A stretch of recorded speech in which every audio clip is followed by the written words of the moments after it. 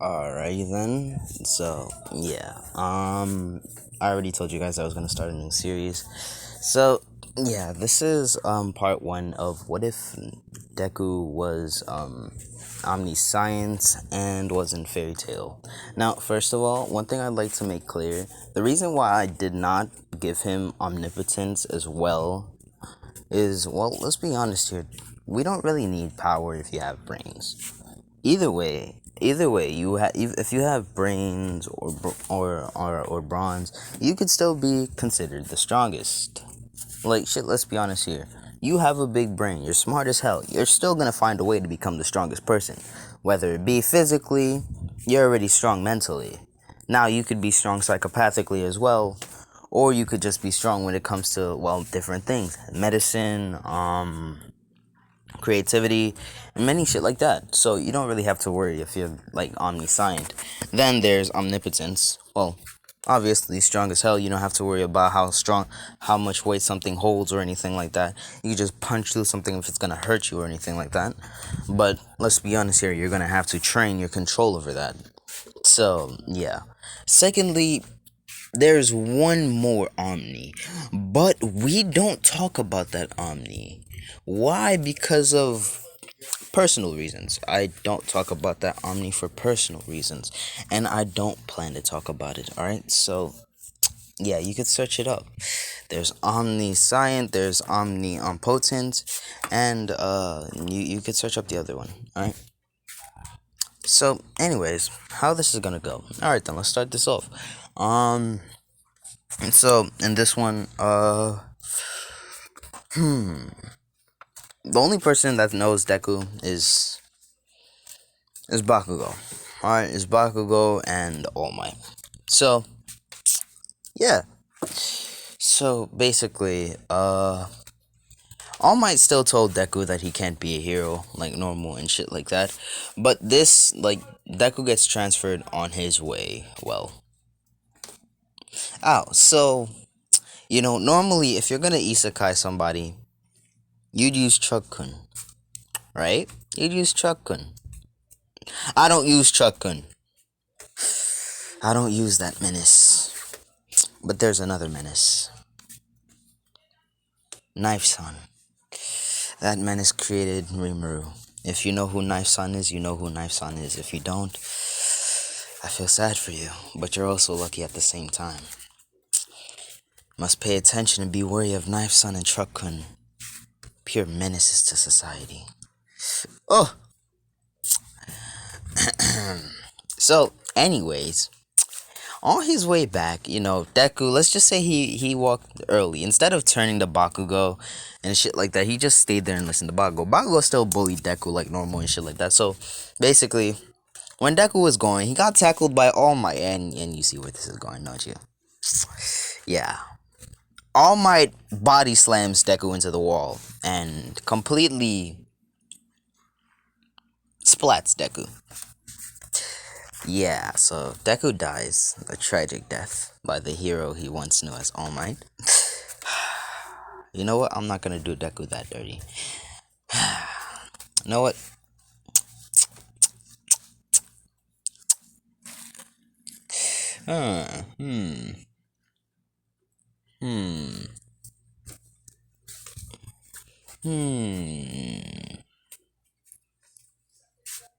Death. Just plain death. Like, on his way back home, Deku falls to his demise. Alright, I'm gonna just say that. Like, he falls to his demise. Like, everything goes black while Deku's walking, and he dies. Now, Deku, since it wasn't really his time to die yet, his body was still pulling on for dear fucking life. His body was still pulling his soul because it wasn't his time to die. But Deku's soul is currently knocked out, like unconscious, unresponsive, can't do nothing. So it's just moving on its own. But also the afterlife is pulling Deku. Why? Because it senses a wandering soul, and it can't really have that. So it has to go to either hell or heaven. So there's 3 different places pulling onto Deku: hell, heaven, and his living body. But mostly, well, a 4th place as well. And that's between hell and heaven. That's the place of judgment. As basically Deku's body is being, well, pulled. His soul is being pulled to 4 different places at the same time, which is really not good. All right, really not good. All right, it's not good. As basically, All Might appears, thinks that Deku just needs to go to a hospital, but he doesn't know what legit happened. As All Might checks Deku's pulse and he sees that he's not breathing, brings him to the hospital. Now All Might's not gonna be the one that kills Deku, so yeah. It's basically Deku passes out, right? He dies, right? He passes out, he dies, you know the thing. And basically, while he's being pulled, there are four different types of energies being pulled that are pulling Deku. Heavenly energy, demonic energy, the energy of yin and yang, and shit like that. And not only that, the energy of life and the energy of death. That's five. So basically, Deku, he's getting pulled so much that, well, these energies start making a space and time rift. As it makes a dimensional rift to be exact. Yes, a space and time dimensional rift, whatever you want it to be. And it creates a dimensional rift, creating a dimensional wormhole to the fairy tale world. Well, not exactly the fairy tale world, but the fairy tale existence, or the fairy tale omniverse. As basically, Deku, he gets sucked into that omniverse. Why? Because, well, the power of that omniverse is much stronger than the four colliding forces. Because the four colliding forces, that space and time rift is actually a combination of the four. So, it's strong enough to pull Deku's soul inside. As it pulls Deku's soul inside, and there are three ships for this one. I did some gender bends. Just the basic gender bends that you would imagine. So, I'll show you the ships before we continue onwards. First ship, Urza Scarlet. Second ship, female Natsu. Third, female Gray. Now I have planned how 1, 2, 3 are going to meet Deku. Anyways, yeah. So basically, Deku, his soul is currently in space now. Alright, his soul is currently in space, and nothing's happening. Alright, his soul is currently in space. His soul is currently in space, as not hours, but exactly weeks later, it's finally awoken, because it's practically been in a comatose state for that long amount of time. As basically, it wakes up, right? It wakes up. And since it doesn't really have a physical body, so it doesn't really have nerves to actually wake up so it can start moving. So yeah, as basically, it's wondering. Deku's soul is wondering where it is. Deku's soul completely wondering where it is. It still has the its memories are currently locked away, right? Its memories are currently locked away. The only thing it has is instinct of what's good and bad to it. But there's not really anything bad to it until he sees an asteroid. Deku's soul sees an asteroid going towards him at high speed, as it's a really fast asteroid, really. A really scary asteroid. As that's when the instincts kick in, telling it to run or avoid it or at any cost. But little did he know, it was moving at speeds faster than they could imagine. So before Deku's soul could even turn to run or turn to dodge, it was already hit by the asteroid, which puts it back into another comatose state, but this time for at least a year. As basically, Deku's soul put in a comatose state. Deku knocked the hell out, right? Deku's soul put into a comatose state whatsoever, right? So yeah, and it's in that comatose state for literally 2 years straight. Now during this time, Deku's memories have been unlocked of, well, his past life. I don't know. Does it really count as a past life? Since he's currently not dead and he wasn't supposed to be dead, so I don't really see it as a past life.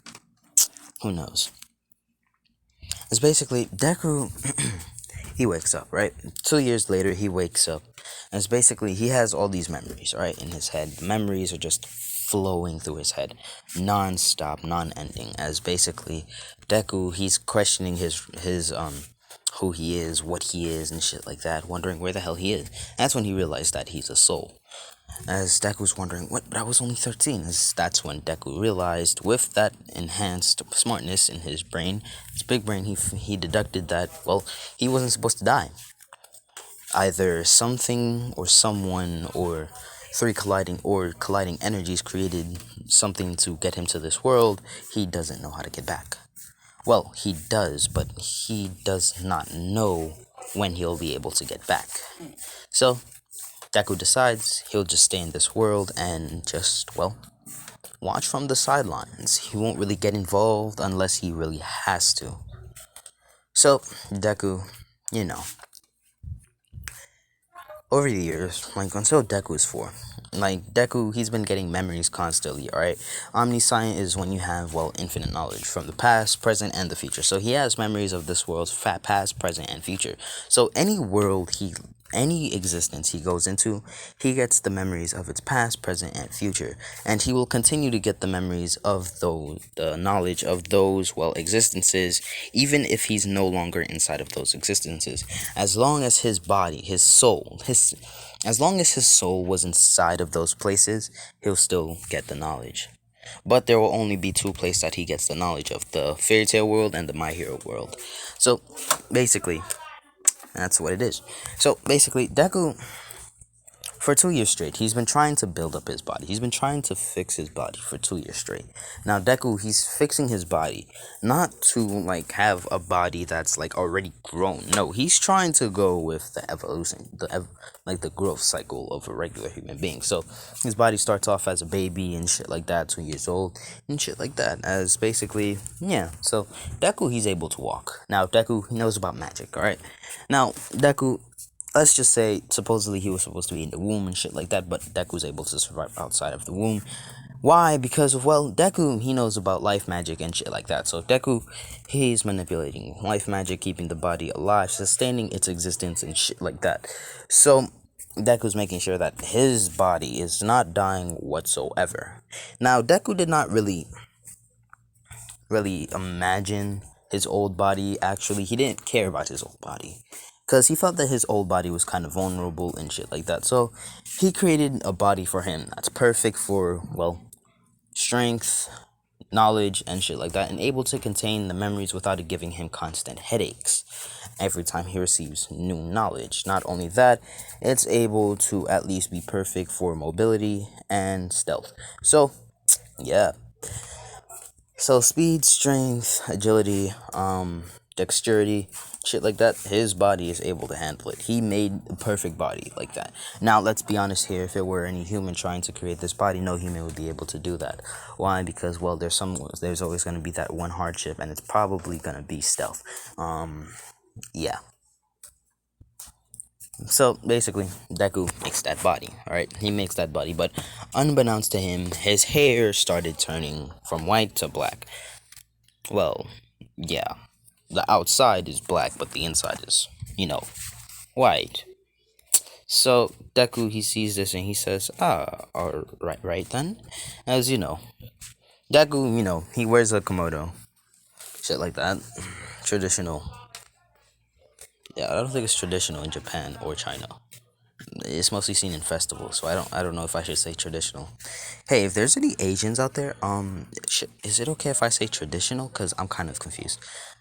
So yeah, I'm not trying to offend you guys, so please tell me in the comments.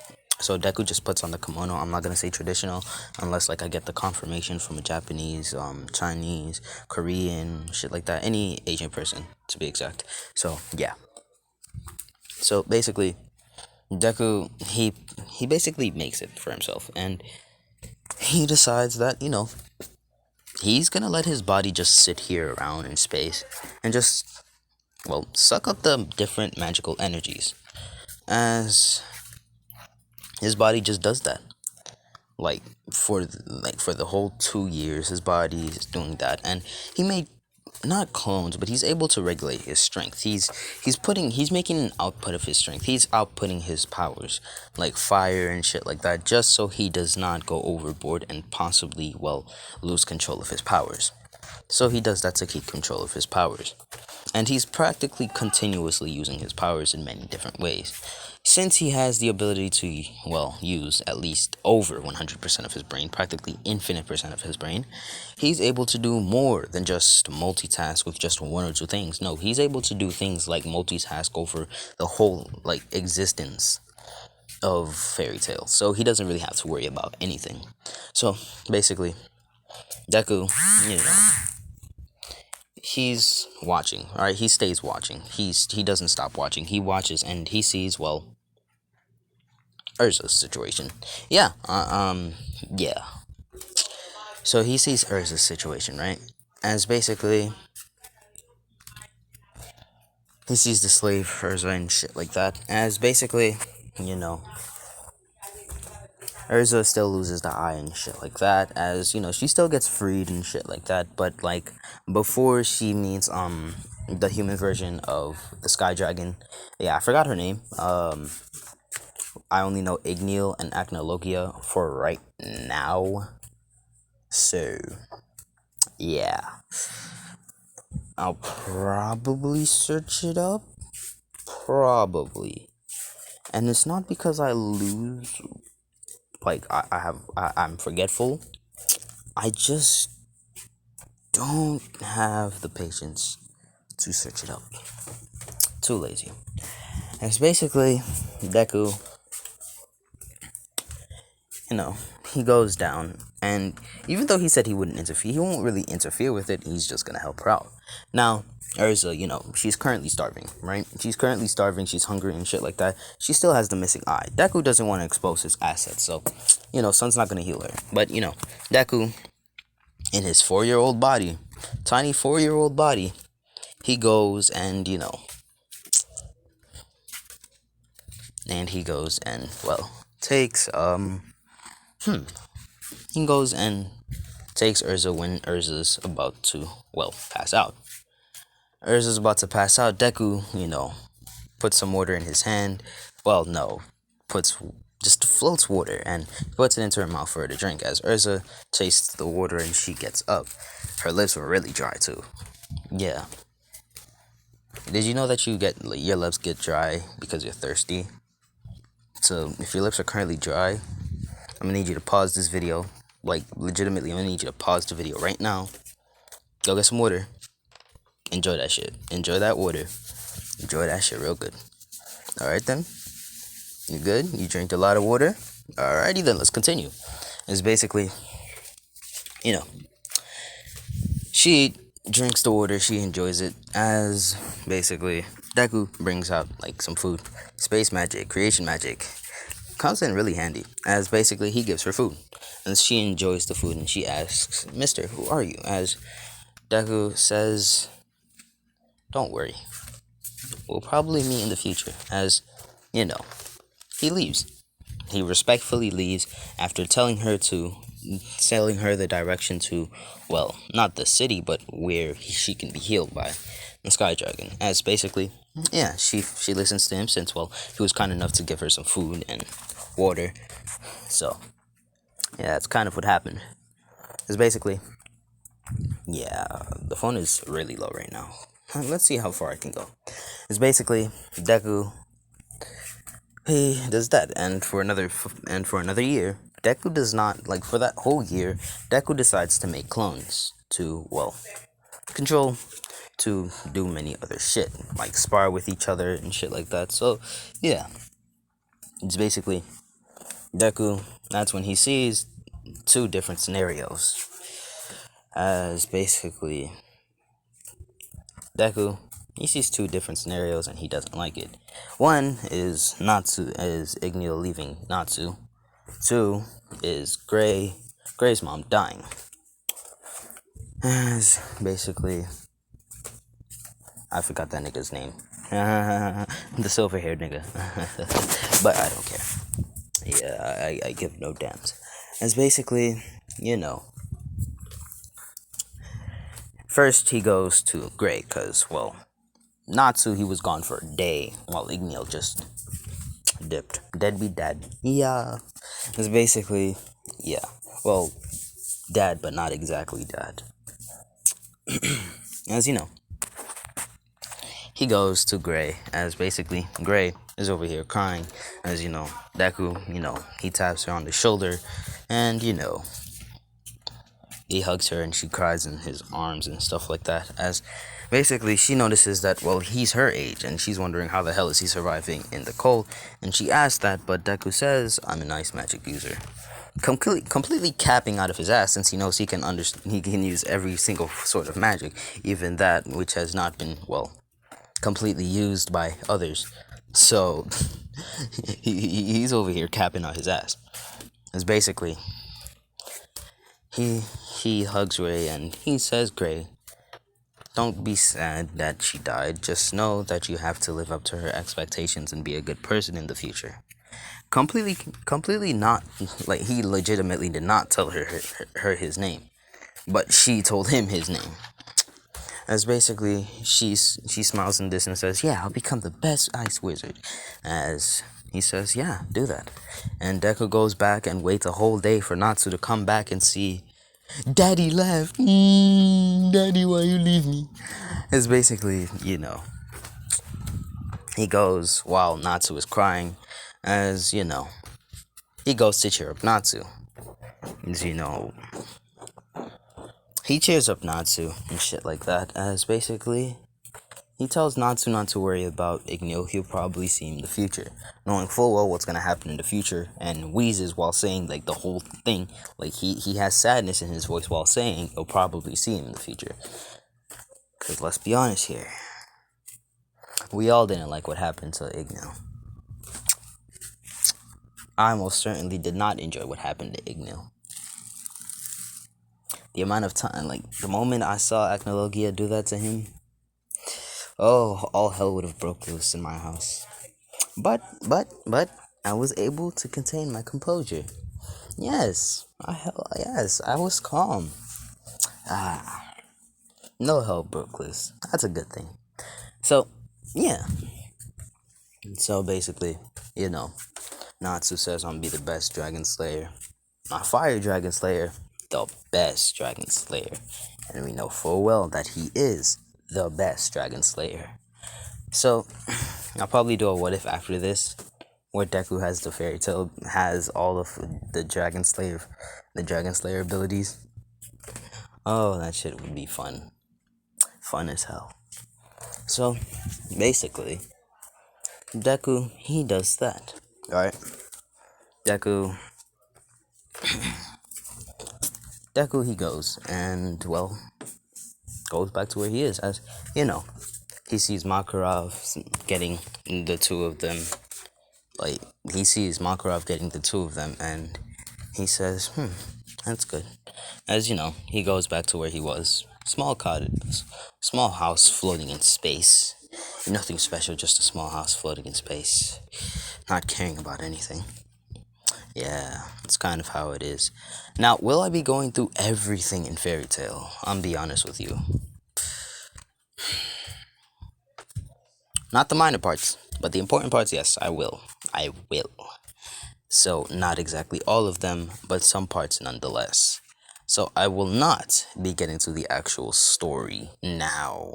Alright? Alrighty then. So, I'm gonna stop it off right here. Why? Because my phone has 26%. I know I could go further, but shit. Not willing to risk it, so I don't know. So, yeah, and I'm gonna and I have a lot of planning to do.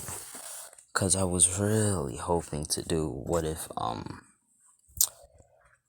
Naruto, what the fuck was it? What if Naruto had the Tensegon and the Ren Sharingan? So, I'll end it off here so I can do some planning. This is not really a preview, this is just part 1, or should I say part 0? Nah, part 1 seems legit, right? Yeah, so part 1. I hope you guys enjoyed. And again, any Asians, please tell me if it's traditional to wear yukata. Like, if you're allowed to wear a yukata other than a festival or any shit like that. Cause if it's not illegal, you're probably gonna hear one day. You're probably gonna see me on the streets one day without knowing it's me wearing a fucking yukata. You may or may not see me in Japan walking around in a fucking yukata. So, yeah. hope you guys enjoyed, and yeah, I'm gonna end it off right here to go do planning and to charge my phone for the what if for part 2 tomorrow. So yeah, hope you guys enjoyed. This has been Lotus What Ifs, out by my little star.